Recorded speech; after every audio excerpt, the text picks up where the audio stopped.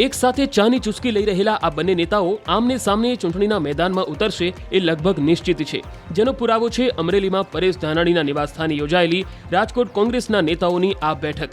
રાજકોટ શહેર કોંગ્રેસના પ્રમુખ અતુલ રાજાણી, લલિત કગથરા, ગોપાલ અનડકટ, જસવંતસિંહ ભટ્ટી સહિત અંદાજે 50 જેટલા કાર્યકર્તાઓ સવારે જ ધાનાણીના ઘરે પહોંચી ગયા અને હાથ જોડીને વિનંતી કરી કે પરેશભાઈ તમે જ ઉમેદવારી કરો। હવે કઈ ચર્ચા નથી કરવાની, કપડા બપડા અમે સીવડાવી દેવું, તમે ગાડી બેસી આમાં કઈ બીજો કોઈ વાત જ નથી, કોઈ બીજી કોઈ નો ડિસ્કશન નહીં વાત। એ પરેશભાઈ આ પહેલી વાર ના ના મહેમાન નહીં, હવે તમને ઉપાડી જવાના છે। પાણી કાંઈ અમારે પીઓ, અમે બધું તમને પીવડાવશું, બસ કાંઈ રોટલા બોટલા ખાવાના નથી। પરેશભાઈ તમને કહી દો, આ મારું 60 વર્ષના રાજકારણમાં આ કોંગ્રેસ વાળા રાજકોટમાં કોઈ ટિકિટ કોઈના સામેથી તમને આવી નહીં, તો અમારે તો અંદર આવવા ન દે, અંદર વાળાને પાડી દે। પહેલી વાર અમે બધા તમે તો વિશે જાણો છો, તમે તો વિશે જાણો છો, એટલે તમારા વગર વિકલ્પ નથી।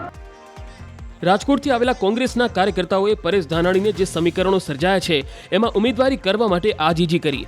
લલિત કગથરાએ એવો પ્રસ્તાવ મૂક્યો કે રૂપાલાની ટિકિટ રદ ન થાય તો જ તમે લડશો। ભાઈની ટિકિટ બદલે તો પરેશભાઈ નહીં લડવાનું, અમે છૂટ આપી, બરાબર? માનો કે નથી થવાનું તો નહીં લડવાનું।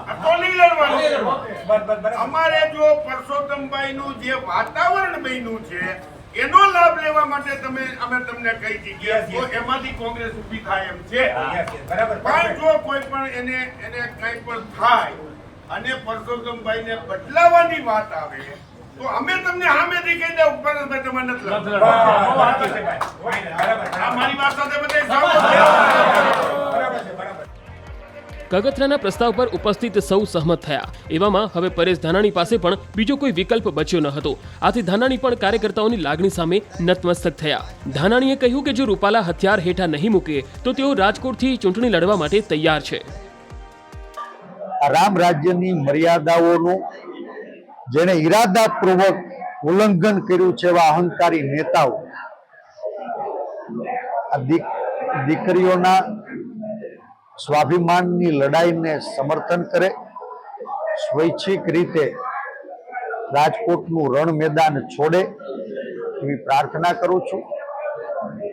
જો ઈરાદાપૂર્વક દીકરીઓના સ્વાભિમાનને ઠેસ પહોંચાડનારા લોકો સત્તાના સ્વાર્થ માટે ક્યાંય રામ રાજ્યની મર્યાદાઓનું ઉલ્લંઘન કરશે, જો એ હથિયાર હેઠા નહીં મૂકે, તેનું નેતૃત્વ એને હથિયાર હેઠા નહીં મુકાવે તો કોંગ્રેસ પક્ષના કાર્યકર્તા તરીકે પરેશ ધાનાણી મારા રાજકોટ પરિવારના લોકોની લાગણી ધ્યાને લઈ શીર્ષ નેતૃત્વ પાસે અગાઉ પણ મારા સામાજિક અને કૌટુંબિક કારણોસર રાજકોટ નહીં ક્યાંય પણથી આ વખત ચૂંટણી નહીં લડવા માટે મેં 2 હાથ જોડીને વિનંતી કરી હતી।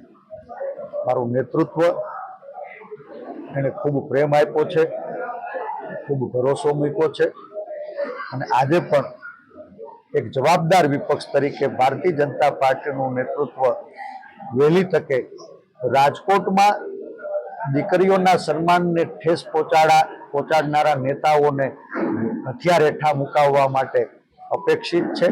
જો એ હથિયાર હેઠા નહીં મૂકે તો નવીન મહાભારતના મેદાનમાં એ ગીતાનો સાર સાંભળવા તમારો આ કાર્યકર્તા તૈયાર હશે, એટલો મને વિશ્વાસ છે।